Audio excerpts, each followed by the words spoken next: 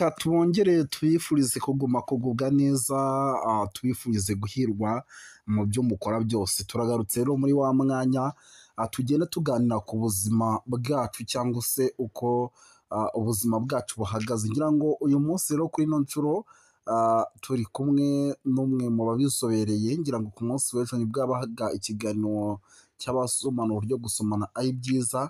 Ubwo rero tukaba tugarukanye noneho kugira ngo tubagezeho n'ibindi twabateguriye. Ngira ngo aratangira n'ubundi kuko hano ni umusangwa. Mwiriwe neza nshuti zawe na entertainer show.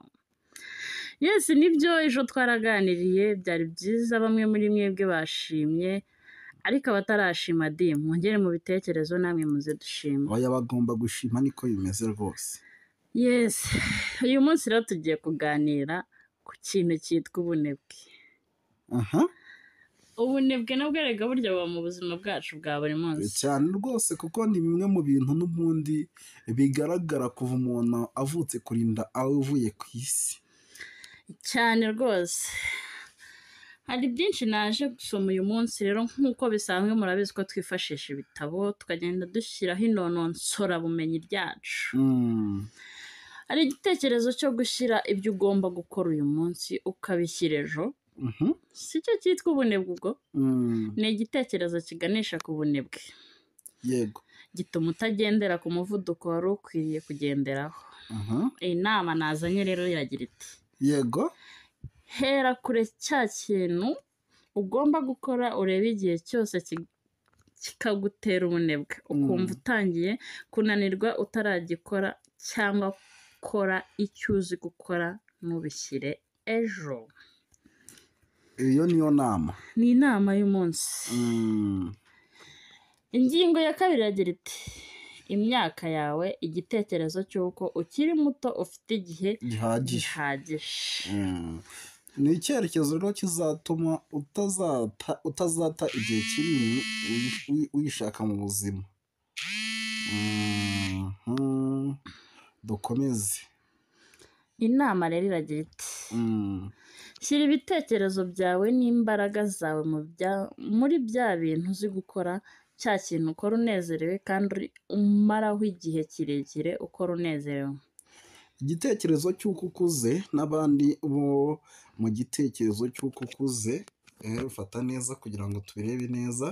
Igitekerezo cy'uko ukuze n'abandi bo mu myaka yawe bareke, kandi muri wowe hari ijwi rihora rikwibutsa ko hari ibyo utazarangiza, utazanageraho, rikwibutsa neza inzozi zawe utararotora. Fata icyemezo muri ibi bihe turimo. Imyaka ntikubera inzitizi. Wakoze. Ibi ni bimwe mu bintu tugenda twandika, twaba twakuye mu bitabo bitandukanye. Niyo mpamvu mwumva bari kugenda asoma nk'aho watwakiriye. Nicyo gihe rero ngo namwe mujye muduha ibitekerezo byanyu. Yego. Ni byiza ko niba uri umunebwe, turabyita ubunebwe uyu munsi, wikigereranya n'abandi.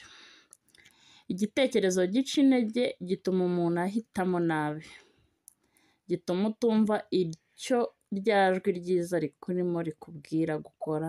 Ikintu kigira igihe cyacyo. Ikintu kigira igihe cyacyo. Fata igihe rero cyo kubumburirwa, cyo kubumbabumbwa, cyo kubumbabumba, ube igikoresho cyiza cyo gukoresha. Cyane rwose, wikiyumvamo ubunebwe inshuti yanjye. Vana amaboko mu mufuka, ukore, wiyiteho, ejo ni heza. Mwibutse, muri wowe hahishemo ikintu cyiza gitandukanye wowe n'abandi. Gishake, iyemeze kugikoresha. Yes, igitekerezo cyo kutizera, kumva ko udafite impamyabushobozi nyinshi, ntawakwemera.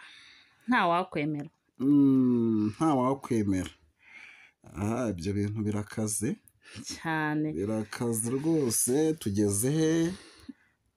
Muri icyo gitekerezo n'ubundi cyo kutizera. Igitekerezo cyo kutumva ko ufite impamyabushobozi nyinshi gishobora gutuma umuntu yumva asumbye abandi, n'igitekerezo kibi kibyara imyitwarire kibyara imyitwarire ibera mu muntu, ibera umuntu inzitizi mu buzima zituma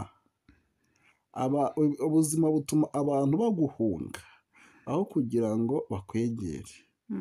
Abantu turakeneranye kuko turiho ngo tube igisubizo cy'ibibazo bya bagenzi bacu. Nicyo gihe rero ngo tongere tugaruke ku nama. Igitekerezo gikujemo hita unsubiza amaso inyuma, wibuke ko ibyo wagezeho mu buzima biturutse mu mbaraga zawe. Urebe mu bintu ufite aho uri, wikorera ikintu wumva kikunejeje mu buryo bwo kwihemba. Uri intwari. Urakoze. Imana ibahe umugisha rero inshuti zacu. Rero mwebwe mutarakora subscribe, reka nongere mbibutse gukora sub, comment na like zanyu ni ingenzi.